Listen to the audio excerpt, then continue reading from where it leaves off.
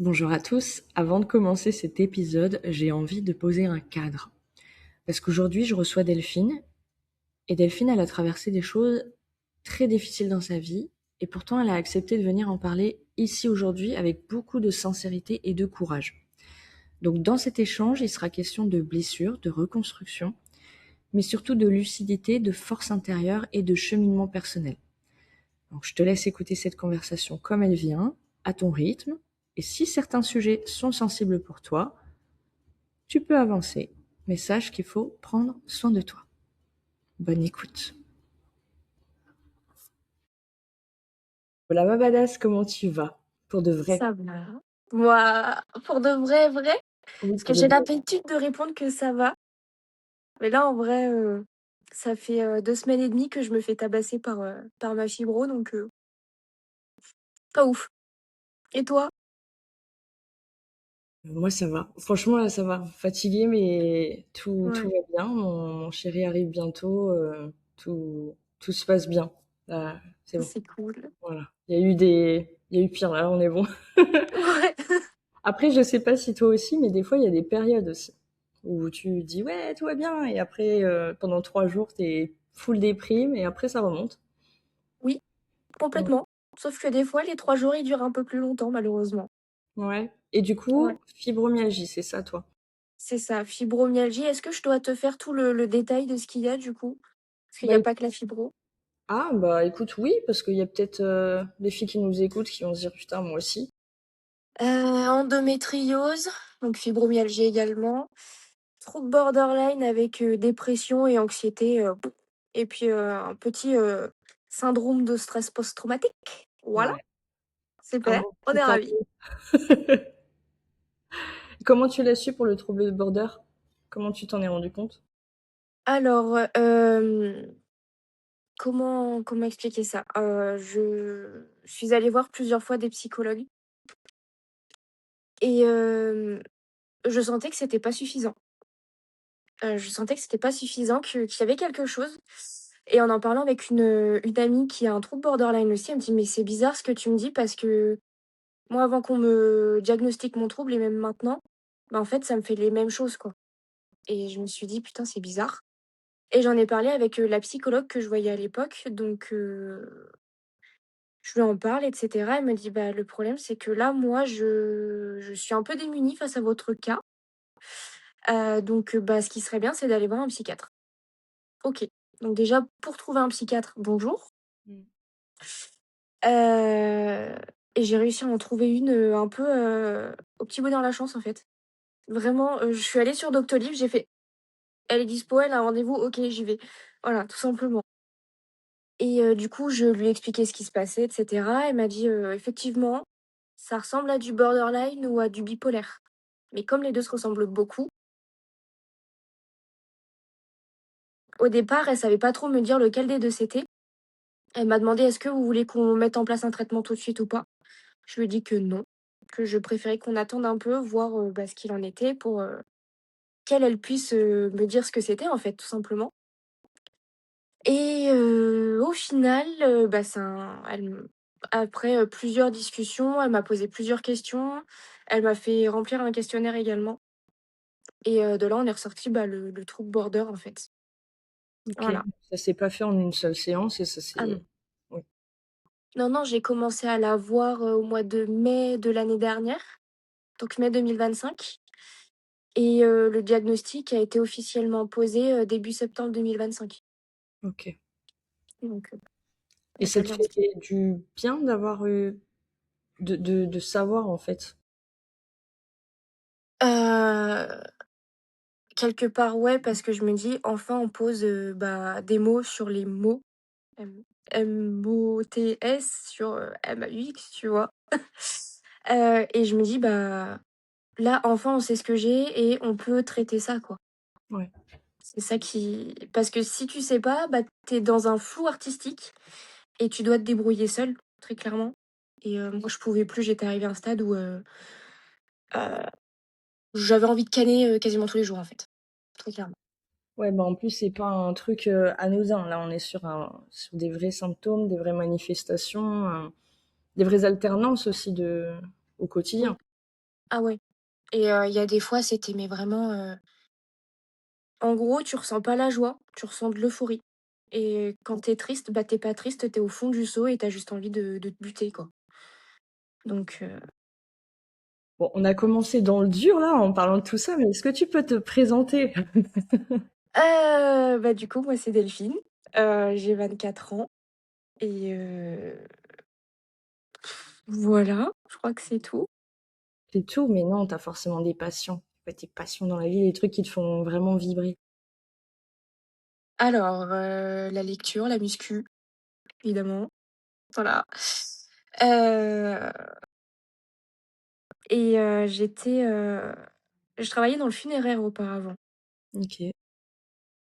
Donc j'étais, conseillère funéraire et maître de cérémonie et j'adorais accompagner les familles. Vraiment, c'était un truc qui me faisait vibrer, mais de fou. Je me disais: «Enfin, j'ai trouvé un sens à ma vie, en fait». Même si, bah, psychologiquement, émotionnellement, c'était compliqué parce qu'à ce moment-là, j'étais pas diagnostiquée. Donc voilà et les choses ont fait que là, actuellement, je cherche à faire autre chose. Même si ça me fait mal au cœur. Mais bah, il y a des choses dans la vie qui font que tu prends, d'autres chemins. Donc j'avais même là, quand je travaillais en crématorium, j'avais même plus le temps d'aller à la salle de sport. Mmh. C'est Alors c'est c'est te peut-être dire, un mal j'étais pour un bien. Tu vas pouvoir oui, retrouver. ah oui, oui, c'est clairement, c'est un mal pour un bien, hein, là, qu'on se le dise, ouais. De toute façon, à Je suis à partir du moment où il y a un travail qui te prend vraiment toute ton énergie et que c'est pas ton business, c'est pas bon. c'est pas bon. Parce que c'est Mmh. pas ton bébé, en fait. Tu nourris le bébé de quelqu'un. Alors c'est génial, hein. Je dis pas que être salarié, c'est pas bien, c'est trop bien. Beh, là, non, en fait. Pas au détriment de ma vie personnelle, pas au détriment de ma santé C'est ça. et ça, je l'ai compris un peu trop tard, malheureusement. Mais bon, c'est comme ça. Et tu m'as parlé un petit peu de tes passions, donc lecture, et cetera. Et comment tu te décrirais en tant que femme? C'est une très bonne question. C'est vrai que j'ai très, très, très longtemps eu du mal avec mon image parce que, bah, malheureusement, j'ai été victime d'une agression quand j'avais 16 ans et du coup, l'image que tu as par rapport à toi, par rapport à ton corps, elle est biaisée, en fait. Pendant très longtemps, j'ai eu une image, biaisée de moi-même, mais là, aujourd'hui, comment dire ça?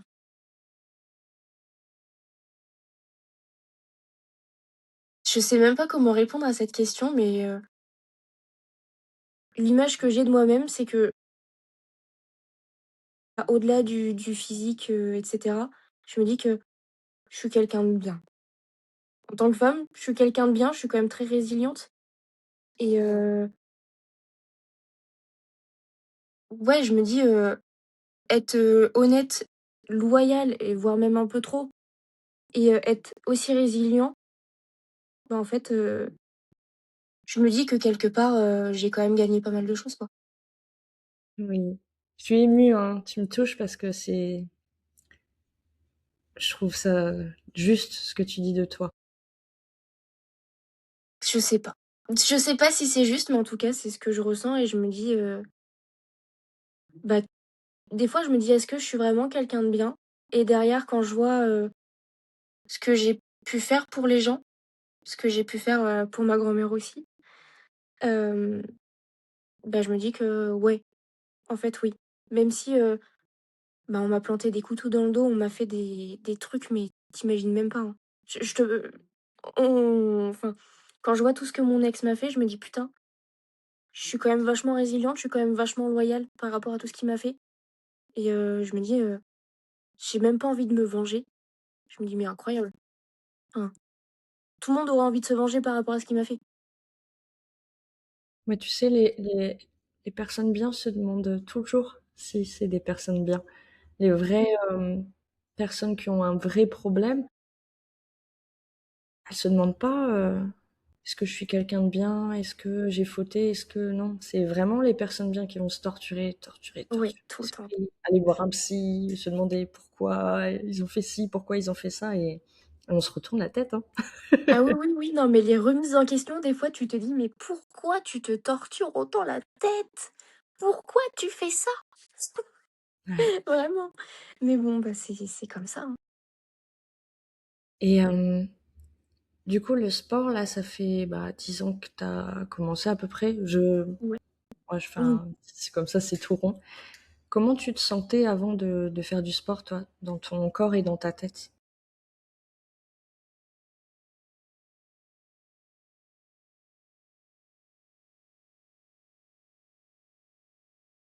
Je t'avoue qu'il y a des j'ai des petits blackouts, en fait, OK. par rapport à mon passé parce que, bah, voilà. Hem, je sais que certaines fois, je me sentais pas bien. Je me sentais, assez mal dans ma peau. Hem, après, j'ai pas à me plaindre, j'ai de base une, physiquement parlant, de base, je suis quand même assez fine, donc ça allait de ce côté, tu vois? Mais c'était, je me vo des fois, je me voyais toujours, plus grosse que ce que j'étais et psychologiquement, mentalement, heu, j'avoue que faire du sport, ça m'a pas mal aidée. Heu, par exemple, pour quand je suis en colère, ce genre de choses. Heu, quand je dois passer mes nerfs, en fait et aujourd'hui, je me vois pas, ne pas faire de sport. Sachant que je m'y suis mise très, très sérieusement en novembre 2023. Heu, aujourd'hui, il y a un jour où je vais pas à la salle, limite, je culpabilise, quoi. Ah, mais il faut pas que ce soit une punition. Faut que tu kiffes. Beh, justement, c'est ça le truc, en fait, c'est que je me dis: «Si j'y vais pas, dans ma tête, ça va tourner en rond, je vais Mmh. avoir encore plus de douleur». Heu, sachant que, bah, en fait, pour la fibro, ce qu'on recommande, c'est de faire du sport. Mmh mh. Mais on fait du sport comme on peut, hein, très clairement, hein. Moi, je sais que je fais tes programmes, mais il y a des fois, i les séries, quand il y a 4 ou 5 séries, bah, moi, je peux pas faire 4 ou 5 séries, j'en fais que 3 par exemple. Hem, pareil pour les répétitions, faut que je fasse des séries longues, donc bah, je fais des séries longues. Je fais, entre 10 et 15 reps minimum. Ah et c'est vrai que des fois, je culpabilise parce que, bah, je me dis: «Bah, je vais pas à la salle aujourd'hui, c'est pas bien, je vais avoir mal, je dans ma tête, ça va tourner en rond». En fait, je me culpabilise toute seule pour, rien. Alors que des fois, bah, le corps, il a besoin de repos, l'esprit aussi. Ouais. En fait, dans ton cas, la limite, c'est compliqué de te dire: «Est-ce que Elle est là, très fine. je m'auto-motive parce que je suis en mode flemmarde, mais je sais que ça va me faire du bien», donc tu vois, tu prends un peu le côté culpabilisé de: «Allez, vas-y», ou est-ce que je suis en train de m'infliger, entre guillemets, «une souffrance» alors que là, j'ai vraiment besoin de repos? C'est, pas facile à ressentir ça de l'intérieur. C'est ça. Bah, par exemple, hier, je suis allée à la salle,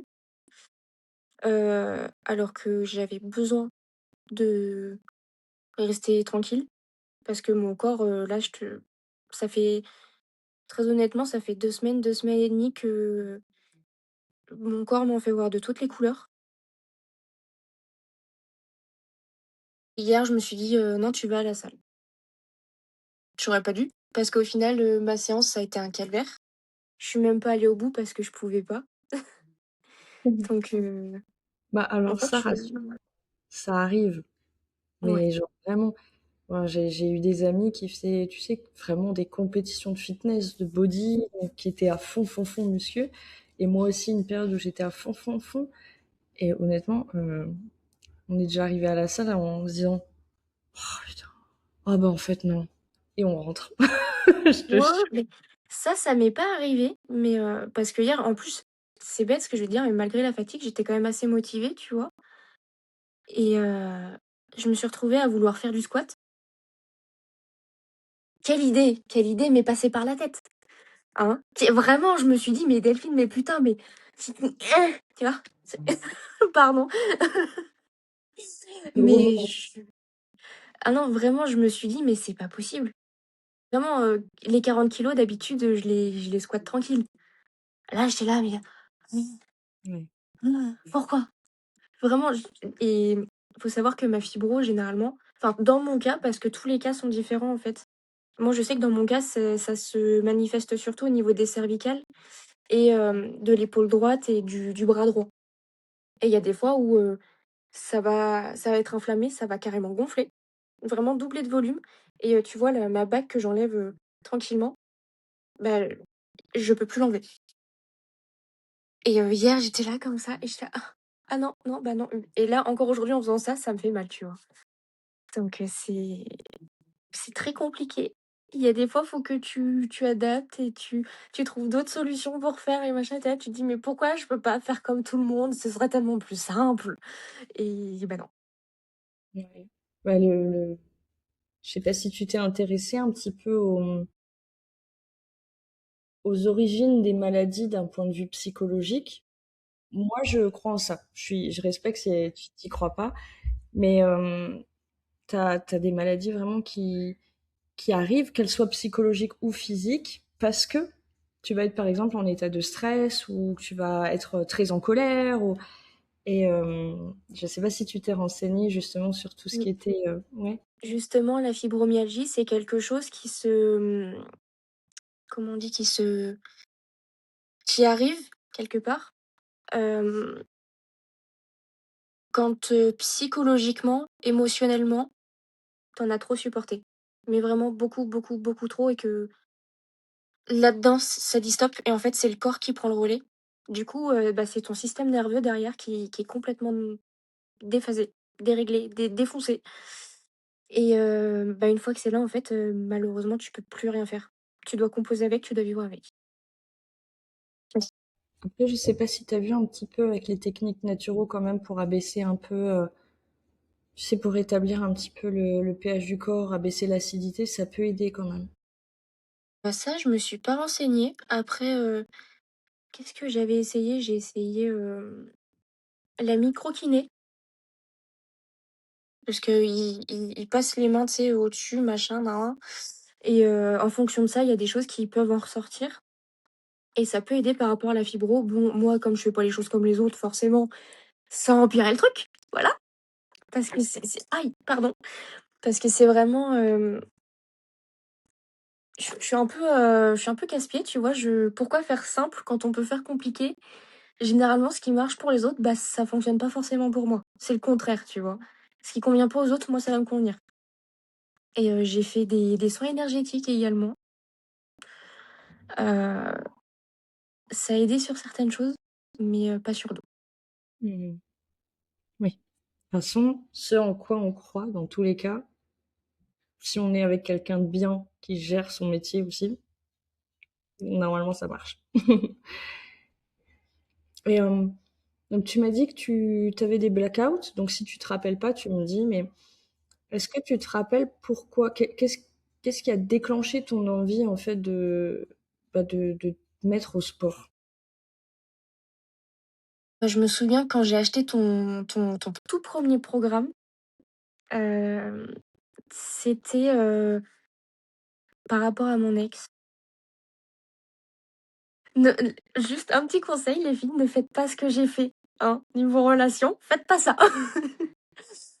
Pour la petite histoire, à cette époque-là, j'étais avec, mon ex avec enfin mon premier ex quelque part avec qui je suis restée 3 ans et demi. C'est ma première relation sérieuse, sérieuse. Il faut savoir que, il était militaire. Donc, il y a des certaines choses qui se sont passées.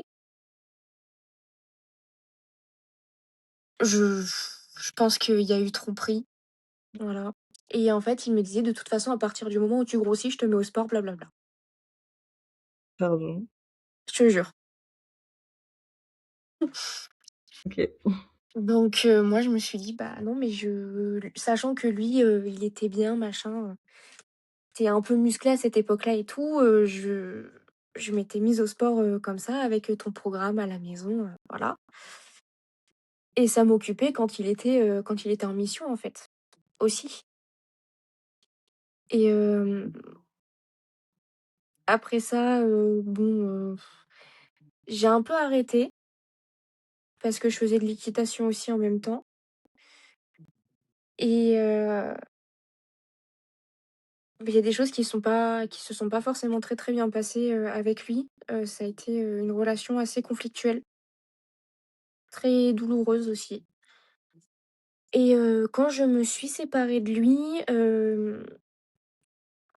après je me suis mise en couple avec un de mes ex, enfin un de mes collègues en fait, un de mes anciens collègues. À l'époque, on était encore collègues, hein, mais et bah, disons que lui, il aimait bien les filles, toutes filiformes, machin, enfin, tu sais, toutes fines, qui font pas de sport, qui font pas, parce que tu comprends, les filles qui font du sport, pour lui, c'était des putes, voilà.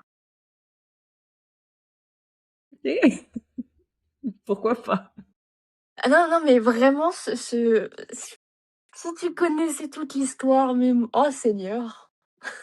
Ah, moi, ce qui me fait rire, c'est, tu sais, les complexes des hommes. Après, il y a aussi des femmes hein, qui ont des complexes un peu d'infériorité et ça donne le même truc, mais c'est drôle parce que t'as un mec qui va dire oui, les filles qui font du sport, c'est des mhm.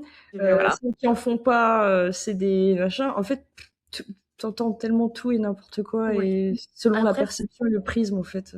après, faut savoir que mon ex, c'était quelqu'un, alors ma psychiatre a mis les mots dessus, c'est pas moi qui ai mis les mots dessus. Ma psychiatre, quand elle a su tout ce qui s'est passé, tout ce qu'il m'a fait, elle m'a dit: «Mais, là, en fait, vous étiez avec un pervers narcissique en puissance» et bah, c'est lui qui m'a traumatisée, c'est à cause de lui que j'ai un stress post-traumatique aujourd'hui. C'est te dire. Je fais un tape là. Là.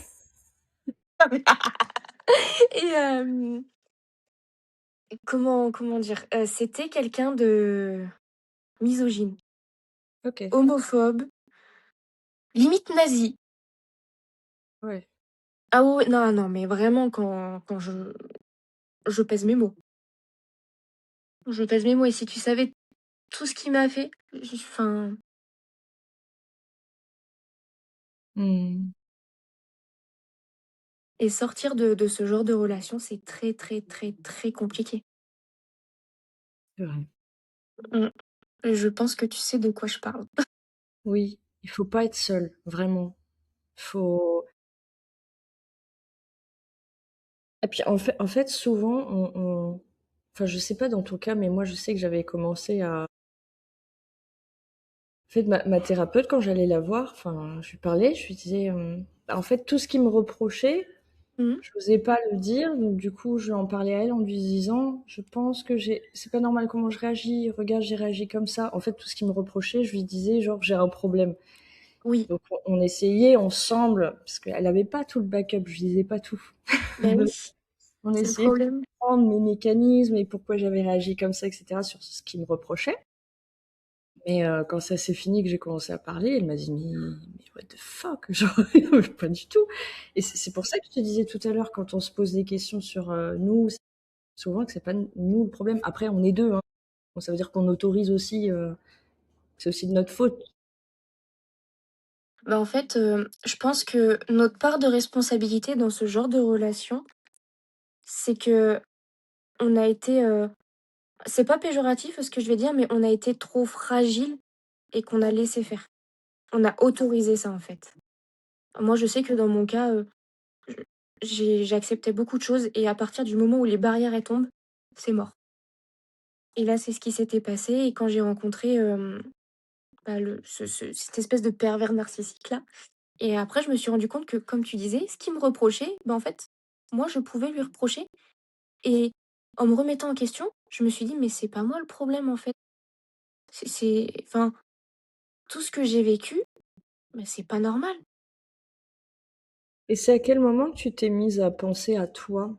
Je pensais pas à moi. Quand t'as mis en place ça? Qu'est-ce qui a fait que? Hem, bah, en fait, c'est en juillet 2023, je me suis dit: Non, là, je pense à ma gueule. Ça, c'est pas pardonnable. Donc là, tu penses à ta gueule, tu te casses, tu te barres. Tu le dégages de partout, tu le bloques, tu screens toutes les conversations, OK, mais tu dégages ça. Tu c'est bon. Après ça, j'ai fait beaucoup d'intérim. Je me suis un peu noyée dans le travail, si tu veux et on m'avait parlé d'un CDI qui n'arrivait pas et là, je me suis dit: «Mais en fait, Delphine, fais ce que t'aimes quoi». pense à ta gueule, bah, les couilles du reste, on s'en fout, pense à ta gueule. Et c'est là où j'ai fait ma formation de conseillère funéraire. Mais c'est vrai que par contre, au niveau de mes relations, j'avais tendance à m'oublier. À cause de mon manque de confiance en moi, de mon manque d'estime pour moi et de ma dépendance affective, ça fait un peu comme ça. Je saurais pas trop expliquer. Parce que, bah, en fait, quelque part, ma fibro et mon trouble border, ils ils m'obligent à penser à moi, à me faire passer en première. Parce que, bah, en fait, je m'inflige des choses qui ne me vont pas. Derrière, je vais avoir des douleurs, je vais pas être bien. Donc, bah, il a fallu apprendre à dire non. Et il a fallu apprendre à dire non, à dire: «Bah, je suis désolée, mais là, je peux pas. Aujourd'hui, je peux pas». Tu sais les choses que tu as envie de mettre en place, dans les mois à venir pour toi-même? Ouais, il y a déjà des choses qui sont mises en place. Donc, là, je suis suivie par, plusieurs personnes pour, changer de métier. Ma sœur m'a proposé de l'aider dans son entreprise, donc faire tout ce qui est devis, facturation, et d'autres petites choses. Et à côté de ça, psychologiquement parlant, avec ma psychiatre, on a mis en place des rendez-vous pour faire, la méthode Brunet. Et niveau sport, tu vas faire quoi? Continuer tes programmes? Tu sur lequel là? Là, j'ai repris le reset. C'est franchement, en plus, je suis dans une salle de sport, mais vraiment, les agents d'accueil, les gens qui vont là-bas, mais ils sont tous adorables. T'arrives là-bas, t'as l'impression d'être dans ta deuxième maison. C'est comme une famille. Ouais, en fait, c'est un basic fit et pourtant, c'est hyper familial.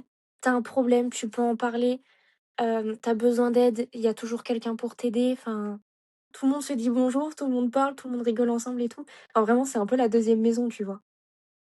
En fait, je pense que l'entourage, au final, il y en a beaucoup qui le sous-estiment, mais je trouve ça hyper important Ah oui, d'être bien entouré. Là, je sais qu'aujourd'hui, je suis entourée par des personnes qui sont juste incroyables. Donc c'est ça qui est bien et je me dis, peut-être que c'est aussi grâce à ça que certaines relations, familiales se sont arrangées. oui, c'est possible aussi. Parce que, je pense qu'on apprend toujours des autres. Que ce soit en bien ou en mal, on apprend toujours des autres. Si tu devais parler, en fait, aux femmes qui sont comme la toi d'avant, qu'est-ce que tu leur dirais comme conseil? Genre le meilleur conseil que tu pourrais leur donner? Si je devais parler à la moi d'avant, je lui dirais: «Tu vas vivre des choses difficiles, des choses compliquées, des choses qui vont te faire du mal, qui vont parfois te détruire. Mais faut pas que tu t'inquiètes, en fait. Certes, tu vas douter de toi, tu vas douter de tes capacités, mais au final, tu es capable de tout. Tu es capable de tout, tu es capable de t'en sortir, même si c'est difficile. Même si des fois tu as envie d'abandonner, tu as envie de lâcher, tu as envie de pleurer, bah pleure. Pleure un bon coup, on s'en fout. Heu, Même si tu as carrément la morvonnée, on s'en fout. Heu, Pleure un bon coup et repars. Repars parce que tu qu'une vie, quelque part. En tout cas, cette vie-là, tu l'auras qu'une fois et perds pas ton temps avec des futilités. Ça sert à rien. Merci beaucoup pour, ton témoignage. Merci pour ton temps. Moi de rien, c'est avec plaisir. Mmh.